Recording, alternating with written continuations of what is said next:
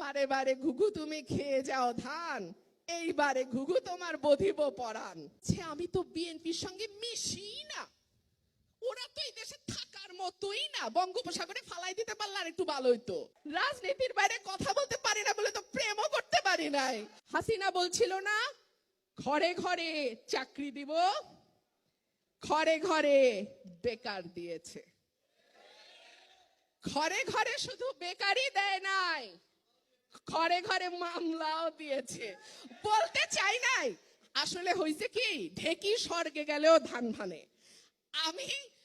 আমাকে কিন্তু 2-3 দিন আগে ওয়ার্নিং দেওয়া হয়েছে, এটা কিন্তু অরাজনৈতিক বক্তব্যের জায়গা। আমি বলি খাইছে, আমার মাথার চুল থেকে পায়ের নখ পর্যন্ত রাজনীতি। আমি রাজনীতির বাইরে কথা বলবো কেমনে? রাজনীতির বাইরে কথা বলতে পারি না বলে তো প্রেমও করতে পারি নাই। রাজনীতি ছাড়া আবার কথা হয় নাকি?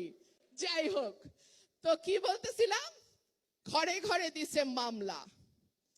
বিরোধী দল একটা সময় মানুষ ভাবতো বিএনপি করে, আচ্ছা ঠিক আছে ওদের সাথে না মিশলেই হবে।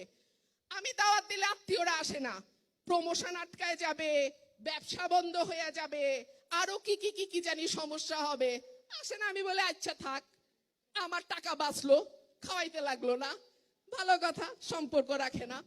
একটা সময় ভাবতো বিএনপি করলে মামলা হবে, বিএনপি করলে কারাগারে যেতে হবে, বিএনপি করলে চাকরি হবে না, বিয়া করবে না মানুষ, বিএনপি করলে সম্পর্ক হবে না, বিএনপি করলে অনেক সমস্যা। এর বাইরে তো গুম, তুলে নিয়ে গিয়ে হত্যা, বিভৎসভাবে মারধর, নখ তুলে ফেলা, কি নাই বলেন তো? এমন কোনো অত্যাচার নাই যেটা বিরোধী দল করলে করা হয় না। কিন্তু ওই যে বলে না, বারে বারে ঘুঘু তুমি খেয়ে যাও ধান, এইবারে ঘুঘু তোমার বধিব পরাণ। যারা রাজনীতি করেন না তারা মাইন্ড করেন না ভাই, দুটা সত্য কথা বলি। যারা মনে করছে আমি তো বিএনপির সঙ্গে মিশি না, ওরা তো এই দেশে থাকার মতোই না, বঙ্গোপসাগরে ফালাই দিতে পারলে আর একটু ভালো হইতো, তারাও এখন আর নিরাপদ না।